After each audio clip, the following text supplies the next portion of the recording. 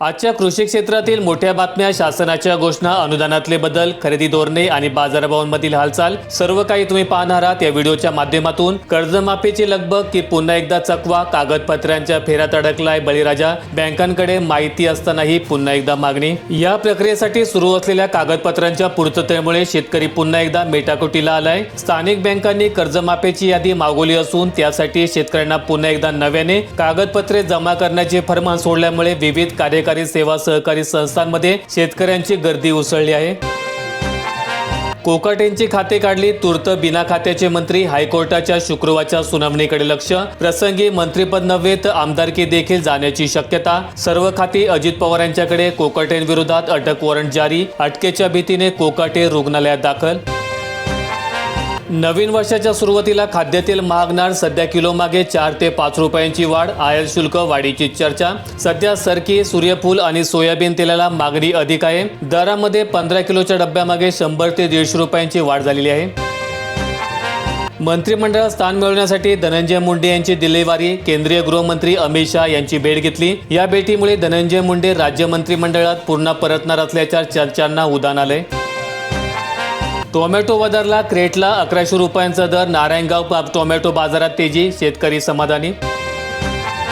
लाडक्या बहिणींचे हप्ते लांबणार, राज्यात सुरू असलेल्या स्थानिक स्वराज्य संस्थांच्या निवडणुकांमुळे नोव्हेंबरचा हप्ता डिसेंबर महिन्याच्या 4 तारखेनंतर मिळण्याची शक्यता होती। राज्यातील काही नगर परिषद आणि नगरपंचायतीसाठी 20 डिसेंबर रोजी मतदान आहे, तर 21 डिसेंबर रोजी मतमोजणी जाहीर झाली। त्यामुळे 22 तारखेनंतर लाडक्या बहिणींना नोव्हेंबर-डिसेंबरचा हप्ता मिळण्याची दाट शक्यता होती।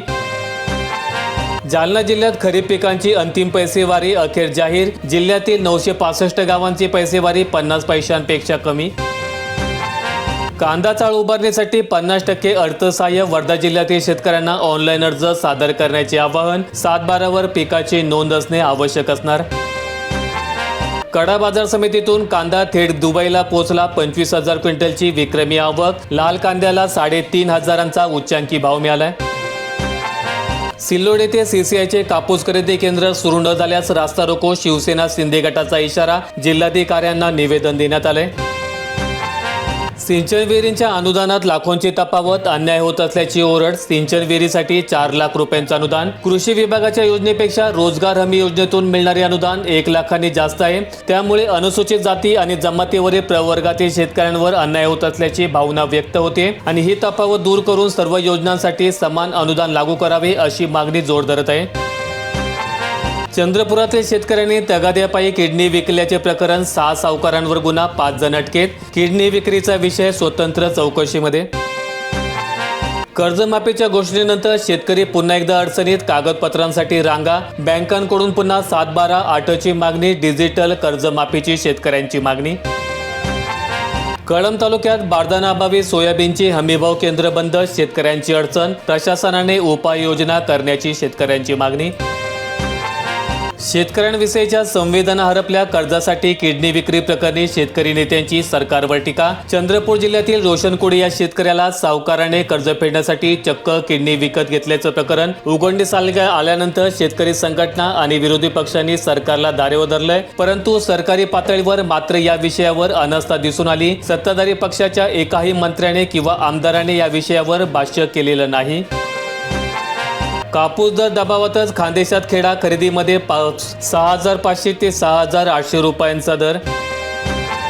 राहाता तालुक्यात शेतकऱ्यांची लूटमार, युरियाच्या नावाखाली नको असलेली औषधे गळ्यात मारण्याचा धंदा तेजीत। नांदेड जिल्ह्यातील माहूर तालुक्यात 51 गावांना हरजल योजनेची प्रतीक्षा, केवळ 18 गावांमध्ये 75 ते 100% काम, उपअभियंत्यांची कबुली।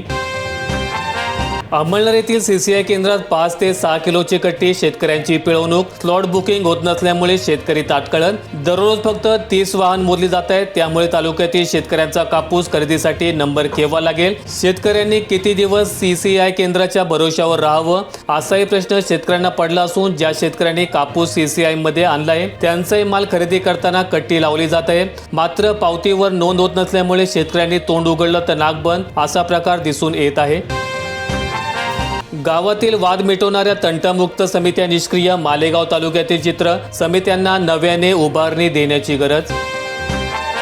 ऊस तोडणीवर मुकादमांचे राज्य, शेतकऱ्यांची अक्षरशः आर्थिक लूट सुरू. चिटबॉय असतानाही मुकादमांच्या मर्जीतूनच ऊस तोडणी, पारदर्शकतेचा अभाव, वाढत्या गाळप क्षमतेमुळे मजुरांचा तुटवडा आणि शेतकऱ्यांवर वाढता खर्च. साखर कारखान्यांनी ठोस तोडगा न काढल्यास ऊस लागवडीपासून शेतकरी दूर जाण्याची शक्यता. बीड जिल्ह्यातील भूसंपादन घोटाळ्याचा तपास धीम्या गतीने. गुन्हा दाखल होऊन महिना लोटला तरी 3च आरोपी अटकेत. अकोला जिल्ह्यातील शिवनी महसूल मंडळात फार्मर आयडीचा गोंधळ. योजनांपासून शेतकरी वंचित. तहसील कार्यालयात उडवाउडवीची उत्तरे. विड्याचे पान हृदयासाठी बहुगुणी. कार्यक्षमतेत लक्षणीय वाढ. 2 वर्षांच्या संशोधनामधील निष्कर्ष. बीड जिल्ह्याची खरीप अंतिम पैसेवारी 45.77. खरीप हंगामात महत्त्वाचे ठरतायत पैसेवारीचे निकष. अतिवृष्टी आणि पूर संकटामुळे पिकांना मोठ्या प्रमाणात फटका. बिबट्याच्या दहशतीमुळे शेतकरी त्रस्त पण परिसर हागणदारी मुक्त. केळगाव भागातील गावात धास्ती. वन विभागाचे दुर्लक्ष. काही दिवसांपासून या परिसरात बिबट्याची दहशत मोठ्या प्रमाणात पसरली आहे. यामुळे शेतकरी आणि ग्रामस्थ धास्तावल्याची स्थिती असून याचा सर्वाधिक फटका बाहेर झाडाझुडपात प्रातःविधीसाठी जाणाऱ्या महाभागांना बसल्याचं दिसतंय. शेततळ्यांसाठी 100 कोटींची घोषणा. प्रत्यक्षात मात्र फक्त 15 कोटीच मंजूर. लाभार्थ्यांची संख्या 46,58,000. राज्यातील शेतकऱ्यांसाठी शाश्वत सिंचनाचा उपक्रम.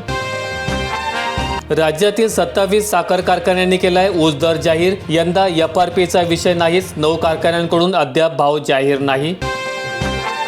पीडित शेतकऱ्याची डाव्या बाजूची किडनी काढण्यात आल्याचे सोनोग्राफीमधून उघड. त्या 5 अवैध सावकारांना 20 डिसेंबरपर्यंत पोलीस कोठडी सुनावण्यात आली. नागपूर जिल्ह्यात कापूस खरेदीसाठी 11 तर सोयाबीनसाठी 17 केंद्र सुरू. कापसाला 7,110 ते 8,110 तर सोयाबीनला 5,328 रुपयांचा हमीभाव.